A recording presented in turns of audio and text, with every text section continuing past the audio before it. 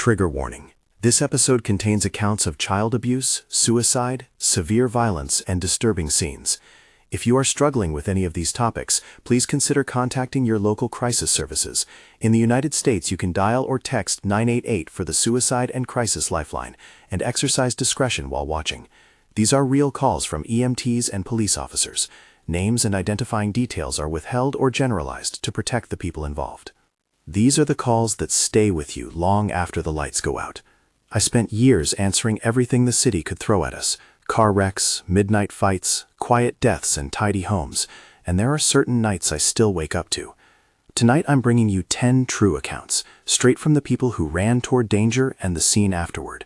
I'll be the one guiding the stories, but most of these came from colleagues, EMTs who smelled things they couldn't forget, officers who learned the hardest parts of justice, hospital staff who had to be blunt about what they found. I've chosen stories that show both the raw human horror responders face and the uncanny edges that sometimes sit on top of it, because for many of us, the two are inseparable. I don't tell these for shock. I tell them because first responders deserve for some of what they carry to be heard, and because the victims deserve dignity, not spectacle. I'll flag each scene at the start so you know where we are and roughly what to expect. If a particular story is too close to home, step away. There's no shame in that. Story 1 of 10. Welfare check on an unresponsive 6-month-old in a small apartment complex.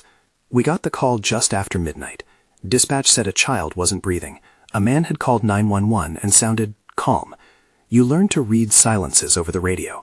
The way someone breathes into a phone can tell you a lot about what's about to be behind the door. The engine lights cut through a neighborhood of low-rise apartments, and there was the usual hum of crickets, the neighbor's porch light like an island, and nothing else until we reached the unit. The building smelled like boiled coffee and detergent. A neighbor led us up the stairs. The father met us in the doorway. He was thin, his clothes pressed like they'd been waiting for a formality. He led us to the bedroom the way someone might show an expected guest where their coat hangs, routine, almost detached. There are moments on calls that lodge themselves under your ribs. For me, it was the way he tilted his head when we said we were EMTs. Not nervous, not pleading, just curious. I put him down, he told us quietly, like ticking off a task on a list. When we took the child into our arms, the usual baby weight was a hollow thing. The infant's skin was cool, the chest not moving. We worked in the room under a lamplight that hummed like a machine. Compressions, breaths, air shuttled in and out by hands trained for instant decisions.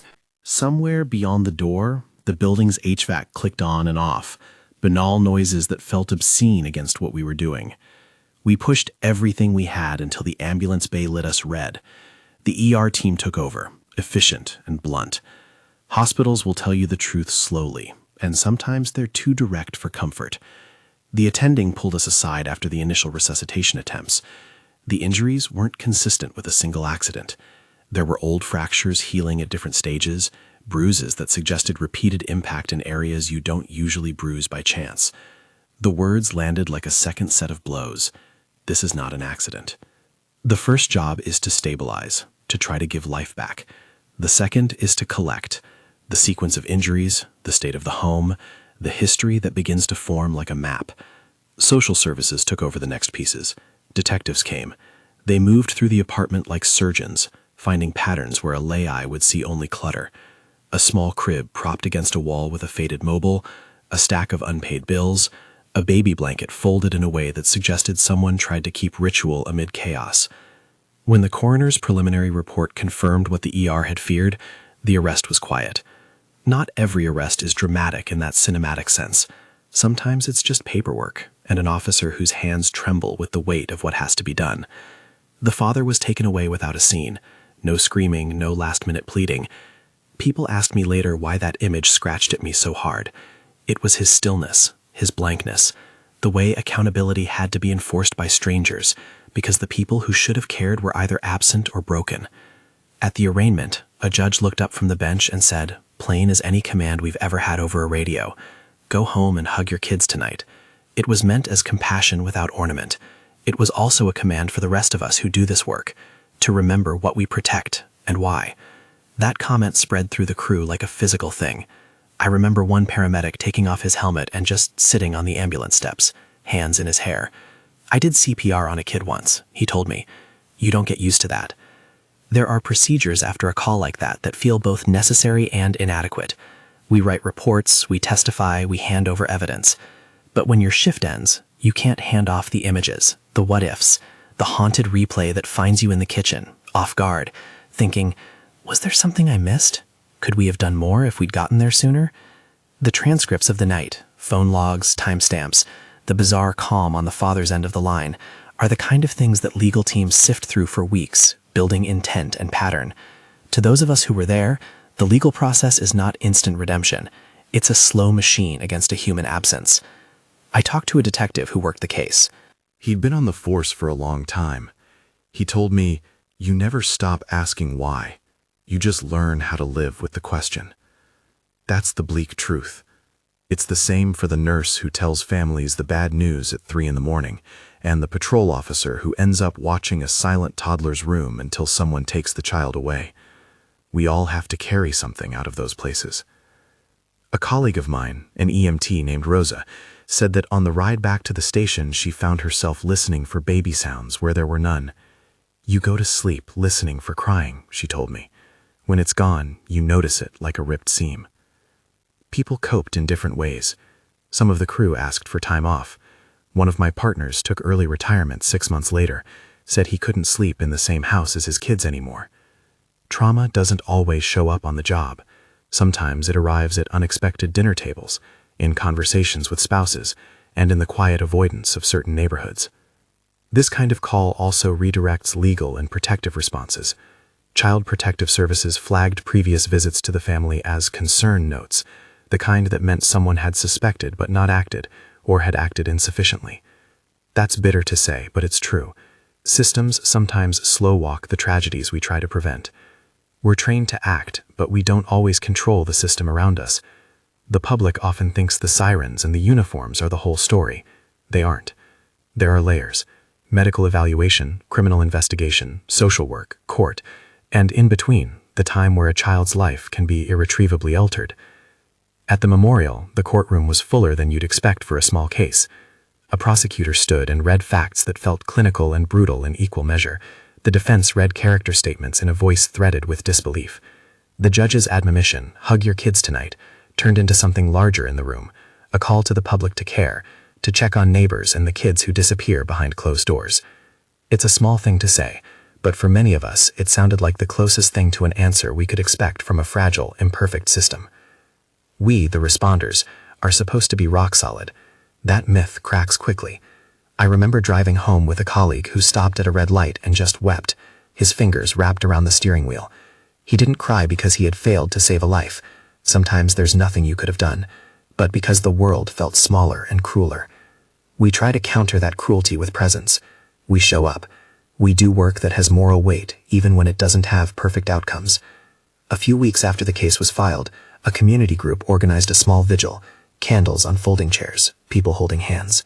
One of the nurses who'd been on the resuscitation team came and spoke softly about limits and the ways professionals can support families that survive abuse. We stood together and listened, because part of the remedy is being held by others for a little while. I won't tell you the gory details of the injuries. That's not how I want to honor what happened.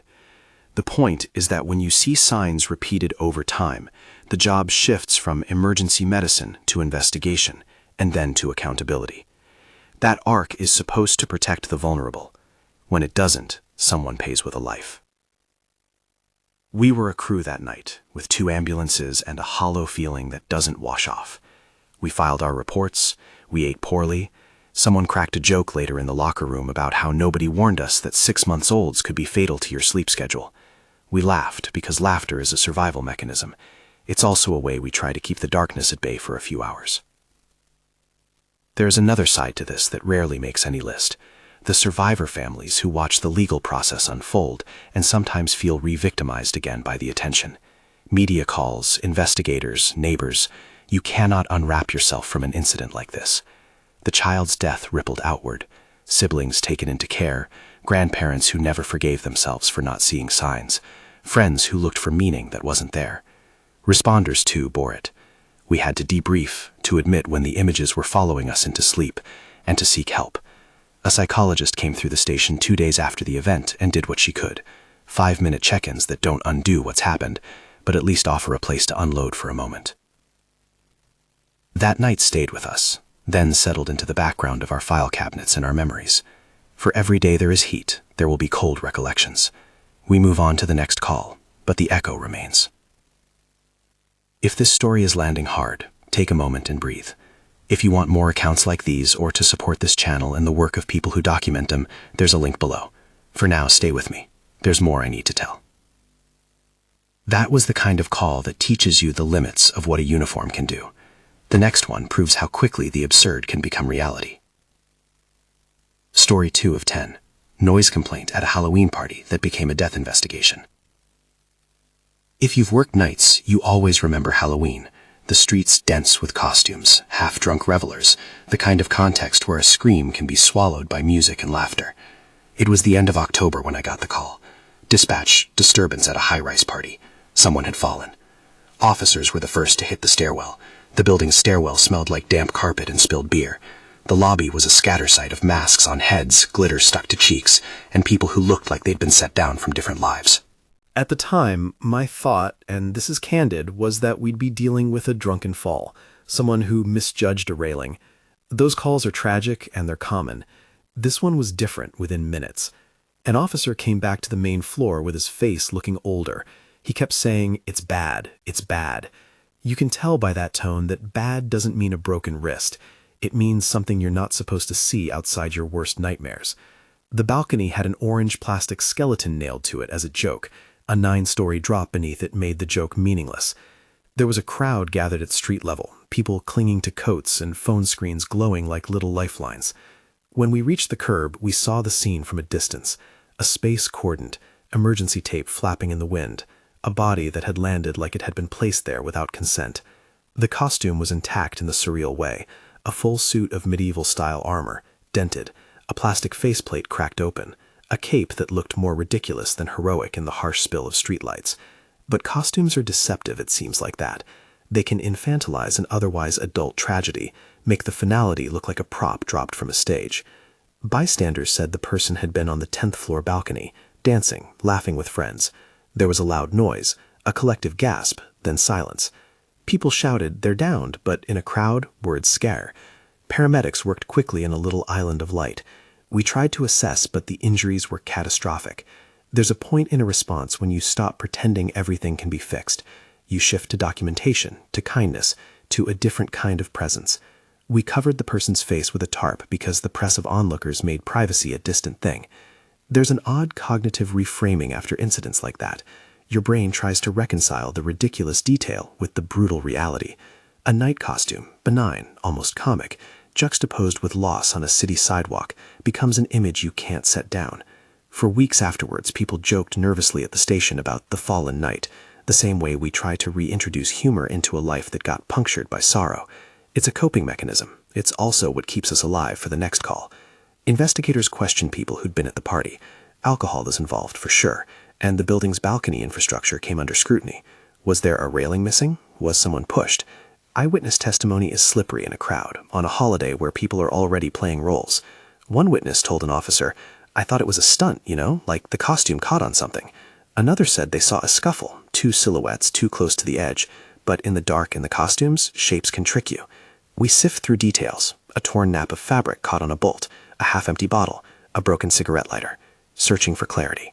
That's the work of detectives, to create a picture out of fragments.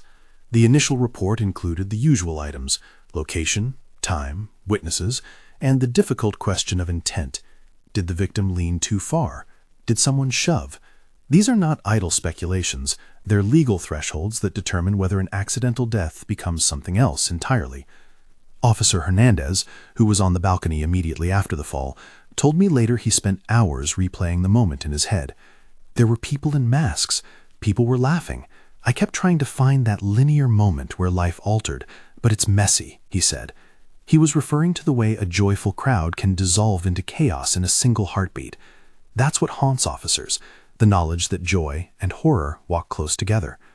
The family received the news in the middle of the night. Delivering death notifications is a skill no one wants to learn, but everyone needs. There's a script, a set of lines you follow because they're the least cruel route to blunt facts, but no script can mend what is lost. Family members collapsed, clinging to each other and to small remnants of memory. A Halloween photo from last year, a voicemail, an unfinished text. You see the ways people inventory a life after it ends. Favorites, jokes, the sound of someone's laugh there to fill holes with memory. We filed our reports. A coroner's investigation would follow, and forensics would look for evidence of foul play. For the rest of us on shift, the image that didn't let go wasn't just the height or the costume, but the small, mundane item that had landed beside the body. A plastic party cup, cracked open and empty, lying like a punctuation mark in the gutter. Objects like that evidence the suddenness, an otherwise unremarkable moment slipping off the edge into something irreversible. The social media posts after the incident were predictably coarse and speculative. People tried to meme the horror into something digestible. Others made accusations without facts. That public rush to narrative is another burden family members have to shoulder. My partner, who'd been on the call, told me later he deleted his social feed for a week. "You don't need strangers rewriting the night," he said. There was debate in the building management about safety measures, balcony inspections, limits on occupancy, security staffing during big events. It's typical that policy conversations come in the wake of tragedy, and it's necessary, but it's also a poor consolation to the people who ended up needing an ambulance. For us, the scene remains stubbornly vivid. A night, a cape, a crowd, and the ordinary brutality of physics that separates life from death in an instant. As officers did their work, there was always the nagging uncertainty of whether the scene would be labeled accident or something else. That ambiguity is its own kind of torture for responders. It forces you to replay the call, to question first impressions, and to interrogate the limits of what you can know with the naked eye. When you stand on a sidewalk and watch a coroner's tarp flapping like a flag, you sense the fragility of the border between the banal and the catastrophic. We were 2 hours into the investigation when a neighbor who'd seen part of the night came forward with a detail that would pull the case in an unexpected direction. He reported seeing a second figure on the balcony right before the fall, someone who was arguing with the victim. In the halo of streetlight, that silhouette might have been a person gesturing or simply hoping someone would have steadied a glass. It's the kind of detail that spins a new thread into a fabric we're trying to mend. Detectives put together a timeline. The party, the argument, the fall, the call. They started to look for surveillance, cameras on neighboring buildings, phone footage from partygoers, anything to triangulate motion. Phones are a double-edged sword. They can give you clarity, but they can also introduce bias. People edit their own memories, consciously or not, to explain away guilt or to paint themselves in a better light. We left that night with a picture that refused to feel complete. I remember the straps of my gear digging into my shoulders and the metallic aftertaste of adrenaline. The night costume became a symbol we kept returning to in conversations, an absurd, almost mocking reminder that life's smallest theatrics can intersect with its harshest realities. There was no immediate arrest. There were interviews and footage requests and an investigation that threaded through days. For me and the officers who'd been first on scene, the haunting image lingered. A costume, still warm from a human body that had been vibrantly alive minutes before, now flattened into a matter-of-fact item under glaring lights. A week later, interviews multiplied. Friends whose memories had been clouded by alcohol found themselves asked to recall the cadence of an argument, to place footsteps on a balcony at 2 a.m. The process of memory retrieval is messy and painful. People named different times. People remembered different words. That's the thing about crowds and holidays. Memory becomes communal conjecture. We started to suspect that the narrative wasn't going to be neat. That's usually when the moral weight shifts onto investigators, who now have to sort messy human testimony into a semblance of truth. For the rest of us, the EMTs and patrol officers, we took the procedural satisfaction where we could. Secure the scene, take statements, control the crowd. But late at night, when the station was quiet and the smell of coffee thickened, the mental images kept replaying. Officer Hernandez said anonymously to a podcast later, "I still think about the costume, not because of shock, but because it made me see how quickly context can flip. 1 second it's fun. The next, it's the marker of a life lost. That's the blunt, uncomfortable learning of the job. The ordinary can be weaponized, by accident or by intent. So we left that scene with questions and no tidy answers. The building managers began their safety review. Friends of the deceased found themselves in interviews. A family gathered at a funeral under dim October skies. And for the first responders who had been there, Halloween became a season we approached with a new kind of caution, not just for the noise and the crowds, but for the way costumes can be deceptive and fragile at the same time. The case would keep moving, evidence collected in a slow, methodical way that made the process both tedious and excruciating. But that night also began to show me how different kinds of trauma overlay one another. The immediate physical violence, the emotional aftermath for witnesses, and then the procedural weight responders carry into their sleep. The next call I want to tell you about escalated faster than we expected and left many of us feeling the moral weight of arriving too late. Story 3 of 10. A busy afternoon in a public space turns into a multi-victim stabbing. The first units arrive to chaos. We were in mid-shift when dispatch paged us for an active assault at a local library turned community center. There are times when the radio says things fast enough to make your stomach drop. Multiple victims, weapons involved, officer safety code red. I remember the way the tone in the station changed. We moved from routine to focused urgency, because in those seconds you know lives are being measured in minutes. The library that day had an open layout, reading tables, a children's corner, a cafe area. It was a hub for seniors during the afternoon and teenagers after school. The space that usually felt like a community lifeline was suddenly a scene. Phones in the hands of bystanders recorded faces, motions, and the percussive sound of people shouting. There's a specific kind of sound in a mass casualty public scene. It's not just noise, it's the fracturing of daily life. Units arrived to reports of multiple knife injuries, people down in the stacks, a suspect moving between tables. The first officer on scene radioed a terse update. Shots? No. Stabbings. I remember a detail that didn't seem to matter until later. A small kid's drawing on a table, a stick-figure family smiling at whatever normalcy the day had promised. That visual contrast is the sort of thing that burns. We moved in as a team. Bystanders were screaming directions and conflicting accounts. Some tried to help, simple acts like putting pressure on wounds or holding a hand. Others fled. There was a moment when we had to get control of the crowd because chaos breeds secondary harm. People trample each other or misstep in fear. The immediate priority is always survival. Stop the bleeding, secure the attacker, keep bystanders safe. The suspect ended up taking his own life in a corner of the library after officers contained the scene. That detail, a person who started outside and then chose to end the threat with self-harm, complicated the usual closure. On one level, it removed the prospect of a trial and the public search for motive. On another, it left the victims and responders without the justice arc a community often depends on for meaning. I talked to one of the EMTs who lifted a teenager into an ambulance. She told me later, "We did what we could, but some of the people were already gone. You practice for the scenario, but you don't practice for the weight." Survivors later testified about the confusion, the flash of a blade, the simple human instinct of reaching out. It's haunting to realize that in the seconds between drawing a weapon and causing harm, enough damage can happen to reorganize families and futures. For officers, arriving to a scene where there are multiple fatalities fragments your attention. You're training to prioritize threats, but the moral calculus becomes immediate. Who can be saved and who cannot? The delayed arrival of some units, because of traffic, because of misdirection, because of life's slowness, sits with an officer for a long time. What if we had been 3 minutes earlier is a question that doesn't admit an easy answer, but demands to be asked. One paramedic I surveyed, Mark, said you carry the people you couldn't save on your shoulder forever. He used that phrase deliberately. It's not literal, but it's close to how the mental representation works. After active attacker calls, departments do battle with guilt, second-guessing, and sometimes the splintering of teams, as some members cannot bear the weight and take leave or leave the service altogether. The community response to the attack was fierce and complicated. Candlelight vigils gathered, but so did questions. Why did someone with this history manage to get a weapon? Why were there not more preventative checks? The family members of victims demanded to know how safety had failed them. Those are sensible questions, and we must answer them. For officers and EMS personnel on the scene, the answers often felt unsatisfying because they came in policy recommendations and bureaucratic changes months after a life was destroyed. I'll admit a personal detail here.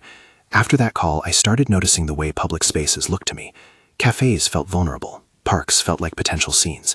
It's a defensiveness that creeps in without your permission. That hypervigilance is adaptive in the moment and corrosive later. It keeps you alive on shift, but erodes joy off duty. There's a legal and social fallout that follows mass violence incidents. Families demand accountability. Mental health professionals are called in for the survivors who live with survivor's guilt. There's a pressing need to understand the perpetrator's motive, but sometimes motive is less meaningful than the harm. The human cost is what remains. In the wake of the attack, a colleague told me something simple and devastating. You go to work thinking you can fix things. Then you get reminded that some things you can only witness. That's the core of many responder stories. We arrive, do the best we can, and then carry the knowledge of those we could not pull back. We debriefed in the station for hours. The usual routine of gear checks and paperwork was the thin veneer of normalcy we had to keep. There were quiet conversations about the need for better community outreach and preventative services, but those conversations never quite fill the hole where lives have been altered. We left that scene with more than scars. We had faces in our heads, the smell of antiseptic, the feel of blood-soaked clothing in our gloves. We filed the reports, gave statements to detectives, and met families who would never be the same. That's as far as I'm going tonight before the next story, and even now, listening back, I can hear the echo of the places we go and the things we carry.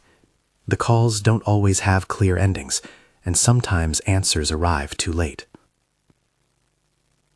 When we come back, I'll take you deeper into one of the strangest sequences I've seen, a spiral that starts with a Ouija board, moves into a suicide, and ends with a collision that no one could have predicted. It's one of those clusters that feels like a crash of coincidences, and responders who worked it still hesitate to talk about the way the tragedies piled on top of each other.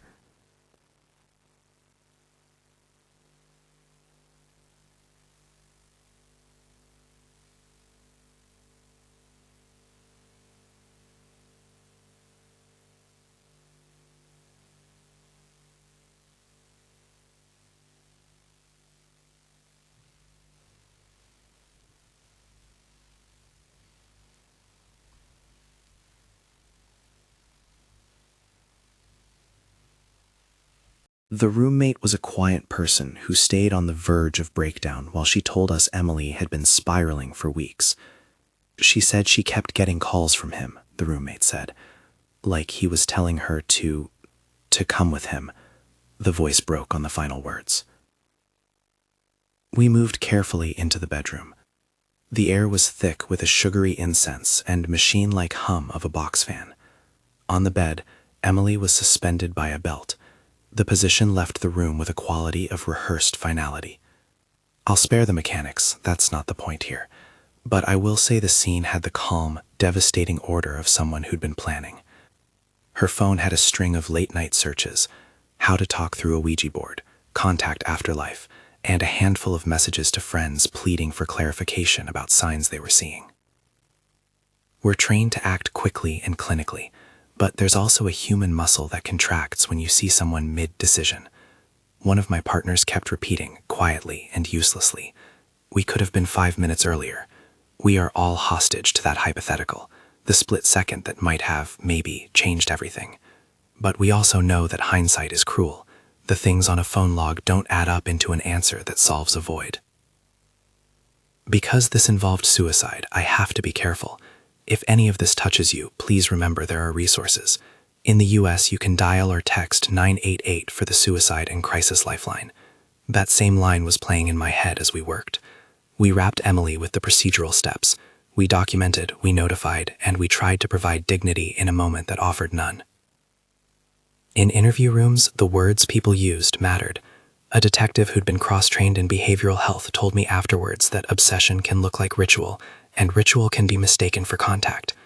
She wasn't speaking to a ghost, he said quietly. She was talking into a room that echoed back what she needed to believe. The family later described how Emily had gotten deeper into the boards after a breakup with a long-term partner, and how she began talking about signs, a song on the radio, a candle that flamed high, a shadow on the wall. Those are the small, fragile things that build a narrative inside someone who's already grieving. 2 weeks after Emily's death, her parents were driving home from a relative's house when another car struck them at an intersection. They had been exhausted, carrying a weight that shows in the way people drive when their lives are rearranged. The collision was devastating. Both parents were killed on impact. The district was stunned. Some officers told me later they couldn't help but fold the incidents into each other in their minds. The daughter's suicide and then the parents' sudden deaths felt to many in the responding community like a single, cruel sequence. I remember sitting with a detective who'd handled both scenes. He used the word cascade, a chain reaction of harm that can ripple through families. You see it sometimes, he said. One event becomes a gravitational field that pulls the rest into orbit. That's not to say one thing caused the other. Clearly, we cannot make catastrophic claims about coincidence and causality. But for the folks who responded, for the sister who was left behind, it felt like a pattern that refused to be random. There was another layer that made this cluster worse, the social media reaction. Conspiracy threads sprung up quickly, claims that Emily had been cursed, that the Ouija board was a portal. You can imagine how families feel when strangers fill the silence with stories that assign mystical blame. It complicates grief. It forces agencies to spend time chasing falsehoods when they should be focused on support. The surviving sister, she asked to stay unnamed in public records, understandably, was later struck by a car while crossing a street years after the initial events. She survived, but with life-changing injuries. It was a cruel set of echoes, 3 tragedies shadowing the same family across time. First responders who'd known the family spoke of a heavy aftertaste. One nurse said, "The house felt like it hadn't closed, like something left a window open in the world." It was an expression intended to capture both grief and the uncanny way communities imagine connections.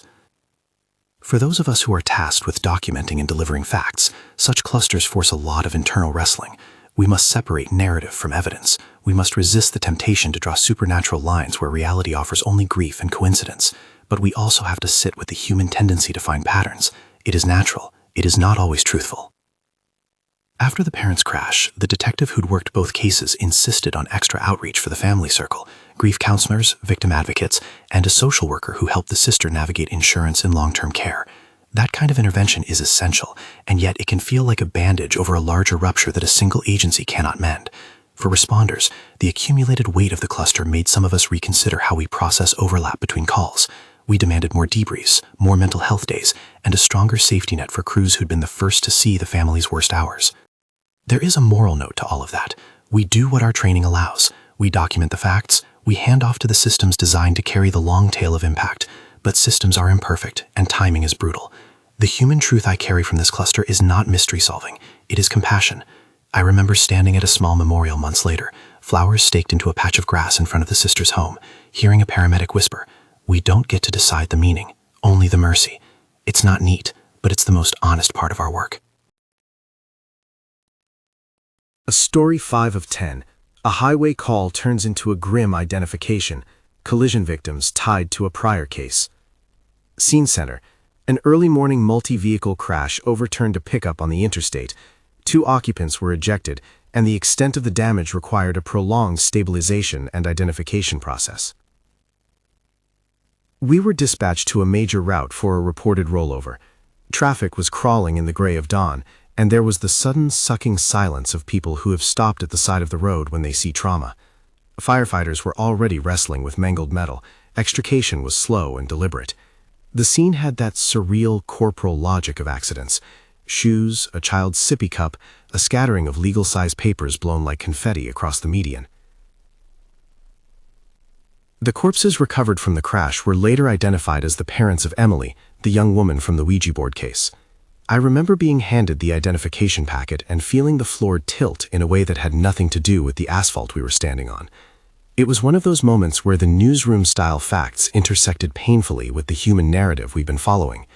The detectives had finished the preliminary identification, and the result was both procedural and seismic. The same family now occupied 2 of our major calls. There was a practical process to handle: notifications, evidence collection, coordinating with the medical examiner, but there's a human underside that never leaves you. Officers who had delivered the initial notice to the family sat in the station for hours, watching coffee go cold, eyes tracing old photos the family had left in paper envelopes. One officer asked me softly, "How many times can one family be struck?" It's not a question with an answer, only a register of grief. From my vantage point, the most difficult part was watching the sister move through the motions of identification and the legalities that followed. She had to choose clothing for funeral viewing, sit through coroner's interviews, and then grapple with a reality where both parents were gone. The small administrative things, death certificates, bank accounts frozen, piled up like paper cuts. These are the hidden labors of surviving families, and ones that fall right where first responders and victim advocates try to help. At the station, solidarity turned to ritual. Crews passed casseroles, laid floral arrangements at a police chaplain's desk, and pooled money for funeral expenses. Those are the small human things we do because we can. Bureaucracy will take its time to scrawl its official lines through people's lives. We try to exist in the margin with gesture and presence. Investigators were careful to separate coincidence from causation. The event remained a tragic accident, a driver running a red light, a braking maneuver that could not be completed in time. But the narrative inside the community, inside our crew, didn't accept so neatly the tragedy as random. People look for meaning, and sometimes meaning is what keeps you from being swallowed by the arbitrary.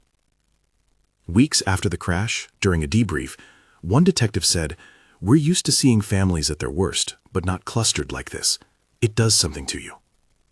He didn't mean it in a mystical way. He meant it in the slow, corrosive way where you start to feel like the world is less safe than the morning's daylight promises.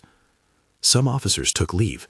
One EMT requested to be reassigned away from that precinct for a while because the association had turned every family on that beat into a reminder too sharp to bear. The forensic work was routine on paper: tire marks, impact angles, toxicology. But when you fold that routine into a human life, the textures of grief and bureaucracy are never aligned. The sister's funeral was small and quiet. People who had responded to both Emily's death and the parents' crash lined up to pay respects. There was a chapel with photos and a series of remembrances, the kind that gets spoken in soft, authoritative cadences by people who must be honest without being cruel. The long-term consequences are rarely visible in the first weeks. They reveal themselves later in the form of claim disputes, estate wrangling, and most painfully, when surviving relatives must make decisions about guardianship if there are minors involved. A detective later told me that the systemic supports, grief counselors, victim services, had been overloaded by the cluster and struggled to keep up.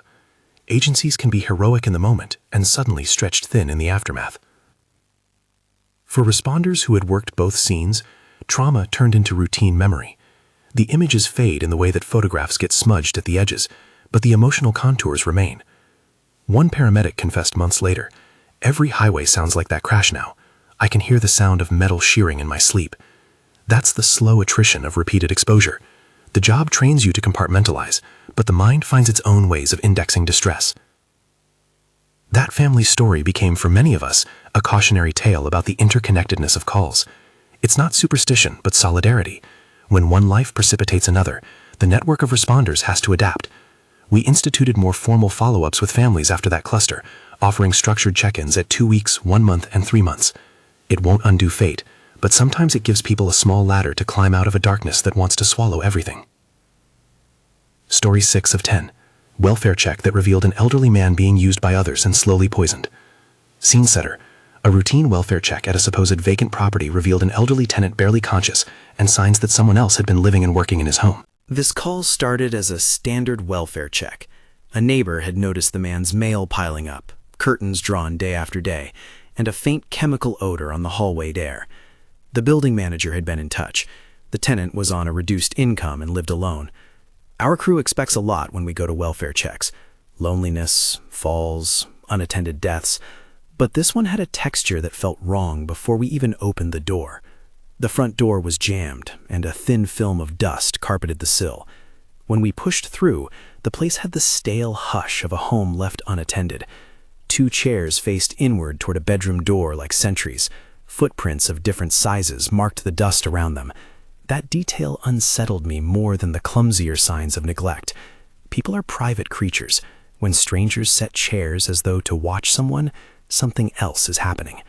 We found Mr. W., an older man, indeterminate age to protect privacy, slumped in an armchair, semi-conscious and with a shallow rasp to his breathing.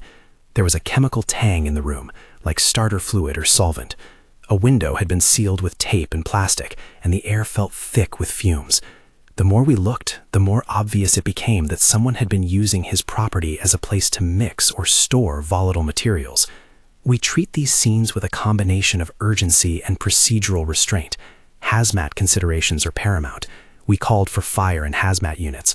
The man could have been slowly exposed to toxicity over time. There were multiple empty containers that could not be readily identified, and a thin trail of residue leading from the back door to a neighboring unit. It looked less like a single dramatic poisoning than a campaign of slow corrosion.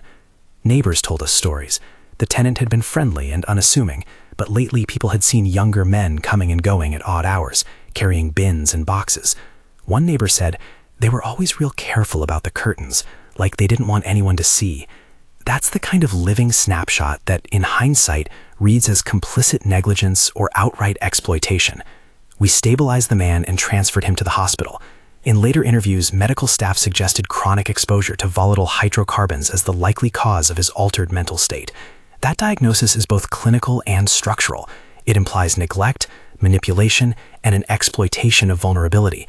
Detectives later identified a small network using the man's home as a stash point, and in some cases as a workspace for illicit activity. Whether it was meth precursors or stolen property storage, the outcome was that somebody capitalized on his inability to manage his own affairs. There is an ugly human dynamic in these exploitations. People preying upon the elderly because they are less likely to report, less likely to be believed, or simply because they are quiet victims. In the interviews that followed, officers described finding accounting books with numbers scratched out, keys that didn't match doors, and a ledger that suggested payments had been made in cash. The legal side moved slowly: subpoenas, warrants, and then, finally, arrests of a couple of occupants. It was a small victory within the larger moral failure that let it happen. At the station, there was anger. Not theatrical anger, but the tight, practical fury of people who know the system is supposed to protect elders and failed. One detective I worked with said, "We keep pretending these are one-off cases. They're not. People look for the easiest target." We tried to make that point to social services, to advocate for more rigorous welfare checks and better landlord oversight. The elderly man survived, but with lasting cognitive deficits. He was moved to a safer facility and assigned a caseworker who could ensure better oversight. For responders, there was a weary satisfaction in that outcome. Not triumph, but relief. We'd pulled someone out of a predatory arrangement and put him somewhere that would at least limit further harm. I remember the quiet of cleaning up the paperwork, the smell of solvent still on our gloves. We were dealing with other scenes that week: car crashes, domestic disputes, but this particular call lodged because it involved a kind of everyday cruelty. Exploitation is small and industrial in its cruelty, a prolonged series of decisions that reduce human value to cash flow. It's the sort of thing that breaks trust in the neighborhoods we serve. Story 7 of 10. A restaurant call where a man drenched himself in gasoline and threatened mass immolation. Scene setter. A dining room complaint turned terrifying when a patron returned with a gas can, soaked his clothes, and began stroking a lighter in full view of terrified diners. We got a call to a mid-priced diner during a slow lunch shift, a belligerent customer refusing to leave. That happens a lot, people with too much drink or bad news looking for confrontation. This one started the same way: raised voices, a few nervous staff stepping around the perimeter. Then the man reappeared from outside holding a small red gasoline can. He poured its contents over himself at the service counter, like a grotesque improvised costume change. The smell hit everyone first, a bright chemical scent that made my eyes water. People backed away screaming. The man flicked a lighter and called it performance and speaking truth. He laughed, a raw, dangerous noise. Our crew arrived immediately to coordinate an evacuation to get civilians out. That's the priority: family safety before heroics. Staff ushered customers out like a human chain, and the line cook stood frozen, stainless steel tools in hand. Negotiation began as soon as we had a safe perimeter. Officers tried to de-escalate. Medics positioned themselves with long-range equipment, nothing tactical in the way that would instruct a layperson, but enough to keep distance and readiness. The man ignored reason and set himself alight. The blast of flame was short but catastrophic. We moved to extinguish him with what we had, and I'll be terse about the physical specifics. Despite immediate action, the attempt at extinguishing was insufficient in the moment, and the man suffered severe burns. A colleague later called the smell indelible. That sensory image becomes lodged in memory the way a song will not leave your head. The smell of burned fabric and fuel followed responders home. One paramedic described it to me. It's like it took up residence in my throat. That's the sensory PTSD that some of the crew developed. People had nightmares about flames in crowded rooms, and a few weeks later a cook who'd been present quit, saying he couldn't return to the smell of grease if it might be replaced by something worse. There was a complicated legal aftermath. The man's injuries were severe. He survived surgeries and long hospital stays. The criminal charges were layered: arson, reckless endangerment, and in court he initially claimed it was an art piece, an act of political theater. That defense did not persuade. The community demanded answers. Why had staff not prevented him from returning with a gas can? Could security have done more? Questions like that are natural in a moment of publicized trauma. For responders, the real interrogation was inward. Could they have acted differently to save more lives? We also have to be vigilant about how we talk about people who do violent things to themselves and others. It's easy for media narratives to reduce everything into spectacle. I remember an officer telling me in private, we could pick apart failings until we were hoarse, but that doesn't heal what people saw. That honesty was helpful. It's true that post-incident analyses matter, security protocols, staff training, but they are not therapy for the frightened diners who ate their meals beneath the shadow of flame. After the call, several crew members sought counseling. One EMT confided that she could no longer enter restaurants without scanning the room for exits and sources of flammable materials. Another cop took early retirement. He said the smell of gasoline was now a trigger. Departments began scheduling more structured debriefs, emphasizing psychological follow-ups rather than efficiency metrics. That's a vital change. Historically, we've prioritized operational readiness over human recovery, and the balance must shift. There's also a broader social conversation here about how public spaces are defended and how we care for those in mental crisis. The man later told evaluators that his act was intended as a statement about pain and invisibility.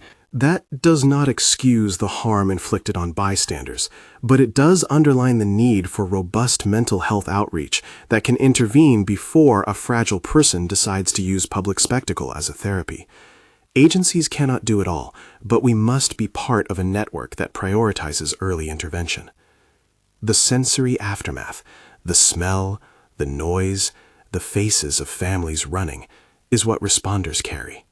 One surgeon who worked on the man later said quietly and a little raw, "I come to work to fix bodies, not to fix stories."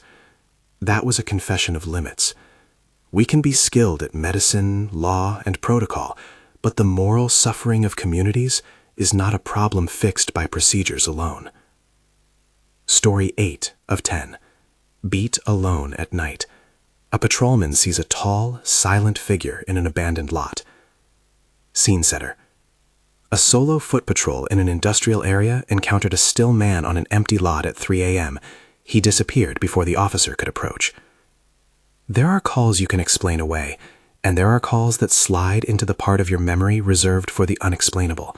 This was one of the latter. An officer on foot patrol described it to me as a small, quiet unease that starts at the base of your skull when the night seems too deep. He was pacing the perimeter of an abandoned lot, flashlights sweeping the beds of broken glass and the ragged concrete slabs where kids once played. The beam caught a figure at the far edge, a man in a neat coat, standing still, looking up as though watching the sky. The posture was wrong for someone sleeping or hiding. It was deliberate, like a photograph posed by something that couldn't feel cold. The officer radioed his partner and moved closer, thinking perhaps it was a homeless person, a trespasser, someone who needed help. He took careful steps. The city has a rhythm in some neighborhoods, and you learn to respect it. When he was maybe 12 feet away, the man was gone. Not turned and slipped between crates, not ducked into a doorway. Gone. The flashlight still cut across the empty concrete, and the concrete gave back only a scattering of leaves. Later, the officer spoke to an elderly neighbor who lived across the street. The neighbor's eyes grew distant as he told stories of seeing the same figure over many years. A tall, well-dressed man standing at the lot's edge in winter and summer, always looking upwards and never speaking. This city remembers people in odd places, the neighbor said. Some of them don't leave. We had to report the sighting in the paperwork because patrols document unusual events. Another officer who'd worked that beat chimed in privately that he'd had an experience in the same lot years before, the impression of being watched, the prickle at the back of the neck. Stories reproduce themselves. Shared testimony bonds people in ways that official records cannot capture. I'm careful here. We present such accounts as testimony, not as settled fact. The officer himself admitted uncertainty. "I don't know what I saw," he told our supervisor. "I just know I felt watched, and then the thing was gone." That's the language of eyewitness reporting, and it's honest about limits. For some in the crew, these moments become folklore, a kind of shared myth that humanizes the night shift and lets people tell a story that's different from run reports and technical jargon. For others, it becomes uncanny ammunition for genuine unease. Does something at certain sites keep repeating a behavior? Or are tired minds inventing patterns to soothe themselves with a story that explains why you cannot sleep? Both can be true at once. The lot remains fenced and empty. A few teenagers dared each other to cross it at dusk. Locals left little tokens on the fence: a coin, a burned-out votive, a plastic soldier. Protections of place vary wildly between neighborhoods. People make meaning in the absence of official answers.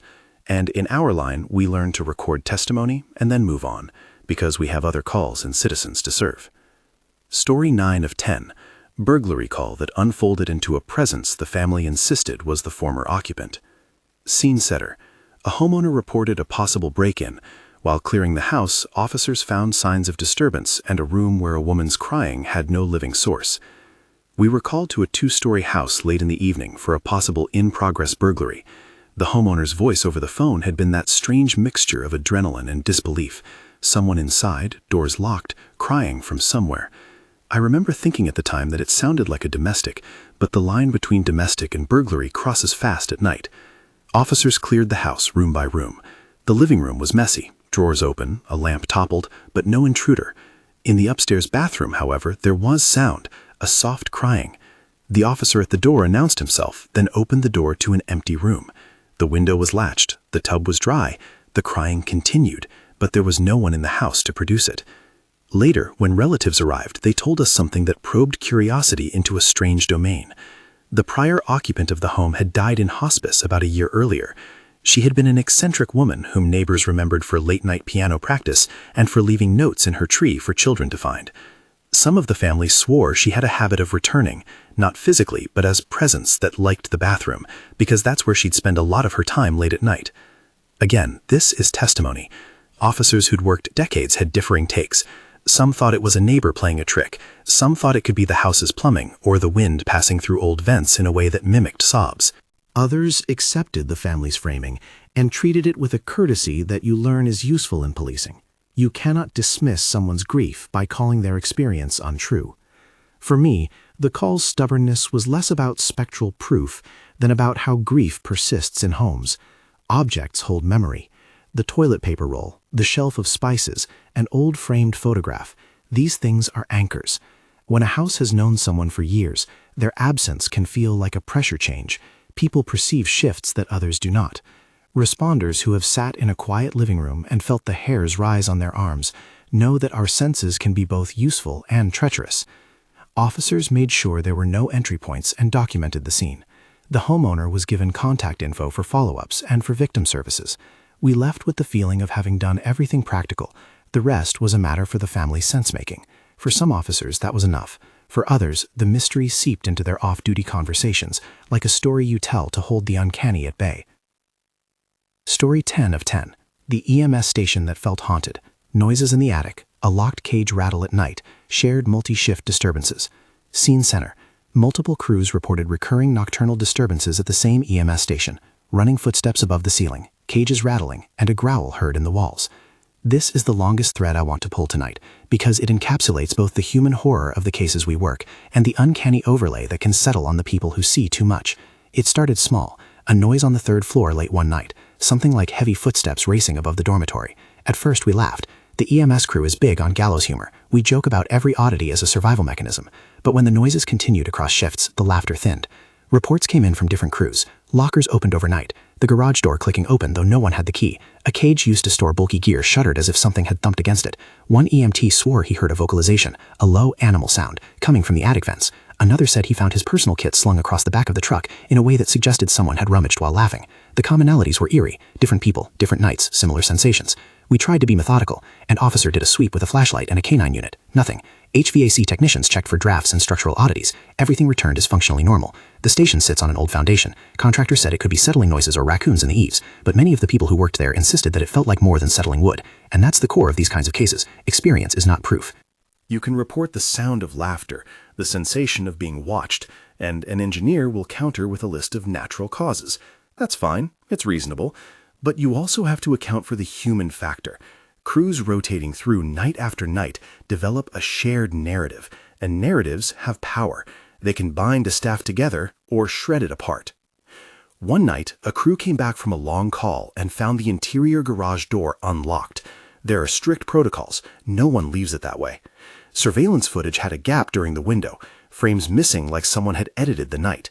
We double-checked keys, who had access, and whether anyone had come in on foot. Nothing concluded. That empty scene was enough to seed more questions. The phenomenon had practical consequences. Newer EMTs started transferring out.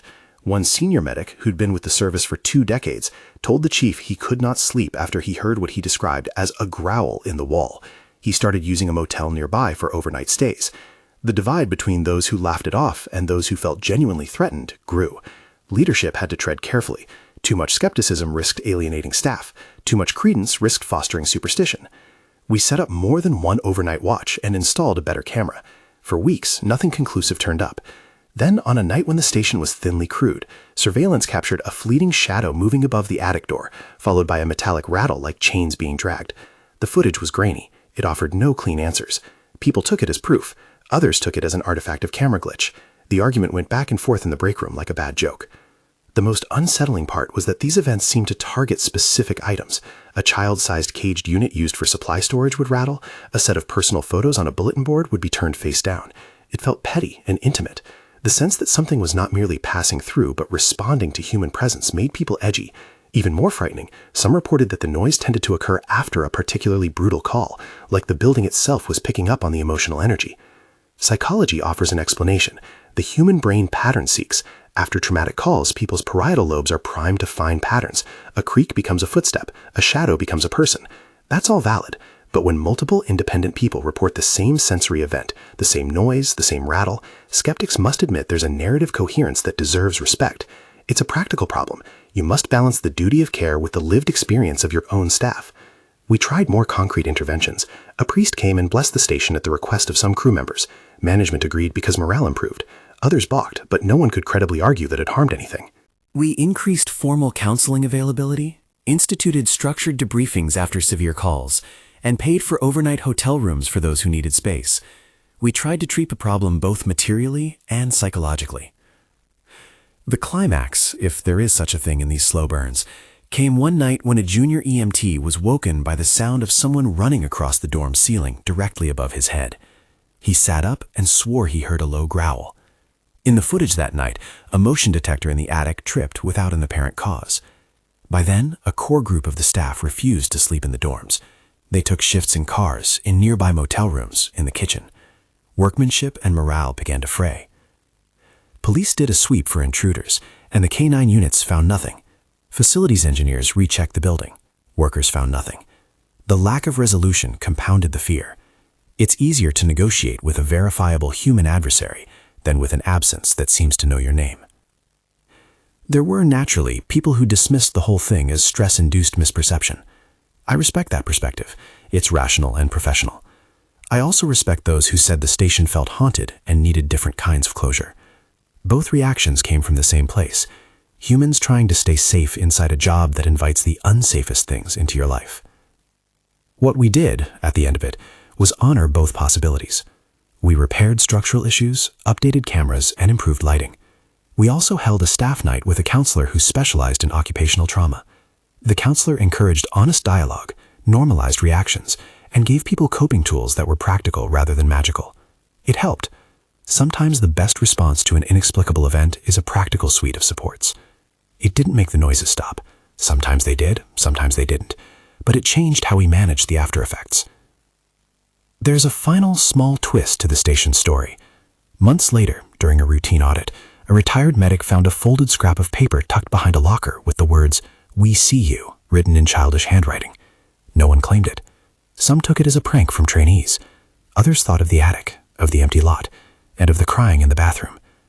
The mystery continues to be told in the crew rooms and on long overnight shifts where the coffee is stale and the fluorescent lights hum like bees. Conclusion. Honoring what we've heard and what do we carry? We started tonight with a warning and a promise. These accounts are true to those who lived them, and they are told with respect for victims and responders. 10 stories, 10 pieces of a bigger patchwork that is emergency work. The raw human tragedies, the sudden violence, the exploitation of the vulnerable, the fragile logic of suicide, and the uncanny threads that sometimes weave through our nights. For every call I've described, there are dozens I haven't. The ones I told you about were chosen because they represent a range of harms and responses. The small room horror of child abuse, the absurd and terrible image of a fallen costume, The moral weight of arriving to a public mass casualty event, the cascade of family tragedies tied to an obsession with the occult, the slow exploitation of an elderly tenant, the visceral terror of someone pouring gasoline in a crowded place, and the uncanny patterns that sit on top of all that work. If there's a single point that binds these stories, it's this: first responders show up. We are the ones who step into the worst hours of people's lives and try to hold space for dignity and evidence both. We do not always fix the broken parts. Sometimes all we can do is bear witness and then try to keep going for the next person who needs help. I'd ask you to remember 3 things. First, victims are people. They deserve dignity, and we must resist sensationalizing their suffering. Second, responders are human. We carry what we see in ways that affect our sleep, our families, and our decisions. If you know an EMT, a nurse, an officer, or a firefighter, give them space to tell their stories and a nudge toward the help they might need. And third, if any of these topics have distressed you, suicide, abuse, or violence, please seek support.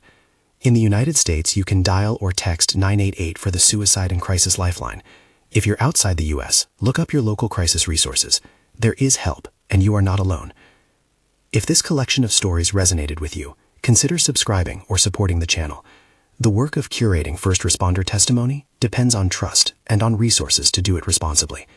There's a link below to learn more and to support continuing documentation of these real, difficult calls. Finally, a moment of gratitude. If you are a responder listening tonight, an EMT, an officer, a paramedic, a nurse, or a fire crew member, thank you. Your work is brutal and often thankless. The stories we've shared are heavy because your job is heavy, and because those you serve deserve that someone be there, steady, when the world tilts. May we all carry one another with care. Good night.